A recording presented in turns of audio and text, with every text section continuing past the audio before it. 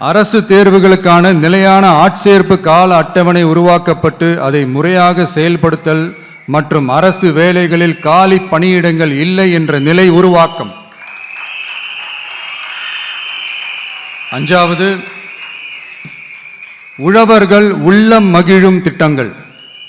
அதில் 5 ஏக்கருக்கும் குறைவான நிலம் வைத்திருக்கும் விவசாயிகளுக்கு வேளாண் கூட்டுறவு சங்கங்களிலிருந்து பெறப்படும் அனைத்து பயிர் கடன்களுக்கு முழு தள்ளுபடி.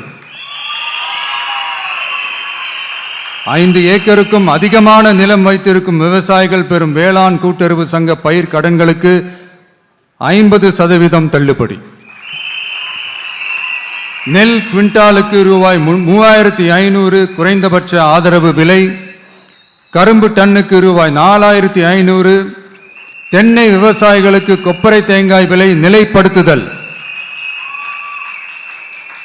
குத்தகை விவசாயிகள் மற்றும் விவசாய தொழிலாளர்களுக்கு நேரடியாக ஆண்டுக்கு ரூபாய் 10,000. 5 லட்சம் இலவச சோலார் பம்ப் செட்டுகள் மற்றும் 100% பயிர் காப்பீடு. 6வது, மீனவர் நலன் காக்கும் மேம்பாட்டு திட்டங்கள்.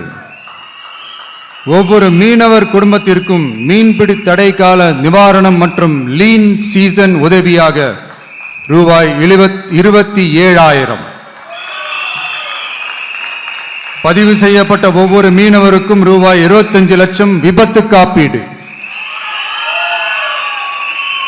இந்தியாவின் முதலாக மீன்களுக்கு சட்டப்படியான எம்எஸ்பி குறைந்தபட்ச ஆதார விலை நிர்ணயம் மத்தி, காணாங்கெளுத்தி, இறால் மற்றும் கணவாய் ஆகியவற்றை உள்ளடக்கியது. அனைத்து மீனவர்களுக்கும் நிரந்தர வீடுகள் கட்டித்தரும் லட்சிய திட்டம். 7வது, மக்கள் உரிமை, கண்ணியமான வாழ்க்கை மற்றும் சமூக பாதுகாப்பு உத்தரவாதம். முதியோர், விதவை மற்றும் மாற்றுத்திறனாளிகளுக்கு உயர்த்தப்பட்ட ஓய்வூதியமாக மாதத்திற்கு ரூபாய் 3000. ஒவ்வொரு குடும்பத்திற்கும் மாதத்திற்கு 200 யூனிட்டுகள் கட்டணமில்லா மின்சாரம்.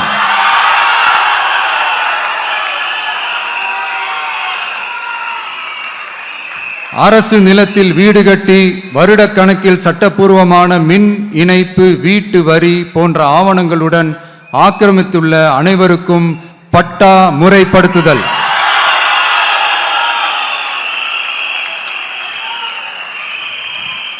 அனைத்து வீடுகளுக்கும் 100% குழாய் மூலம் குடிநீர் வசதி. 8வது, அரசு ஊழியர்கள் நல உத்தரவாதம். சட்டப்படி முழு பழைய ஓய்வூதிய திட்டம் பரிசீலனை மற்றும் மறுசீரமைப்பு. 5 அல்லது அதற்கு மேற்பட்ட தொடர்ச்சியான அனுபவத்துடன் அனைத்து ஒப்பந்த பணியாளர்களையும் தற்காலிக ஆசிரியர்கள், ஒப்பந்த செவிலியர்கள், தற்காலிக எழுத்தர்கள் போன்றோர் முறைப்படுத்துதல். அங்கன்வாடி ஊழியர் சம்பளத்தை மாதம் 18,000ஆகவும், சமூக சுகாதார உதவியாளர் சம்பளத்தை ரூபாய் 10,000ஆகவும் உயர்த்துதல். 20 வருட சேவைக்கு பிறகு ரூபாய் 15 லட்சத்திற்கு ஓய்வூதிய கருணை தொகை உத்தரவாதம்.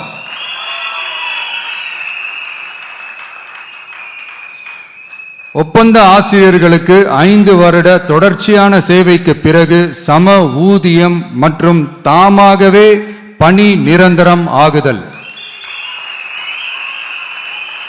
9வது, தமிழ்நாட்டின் வளர்ச்சிக்கான உத்தரவாதம். அதில் தமிழ்நாட்டின் வளர்ச்சியின் பொற்காலம் என்ற நோக்கில் 2036க்குள் 1.5 டிரில்லியன் பொருளாதாரம், குறு சிறு மற்றும் நடுத்தர நிறுவனங்களுக்கு MSMEs ரூபாய் 15,000 கோடி சேஃப்டி நெட், மின் கட்டண நிவாரணம் மற்றும் 50 லட்சம் வரையிலான மேம்பாட்டு நிதி.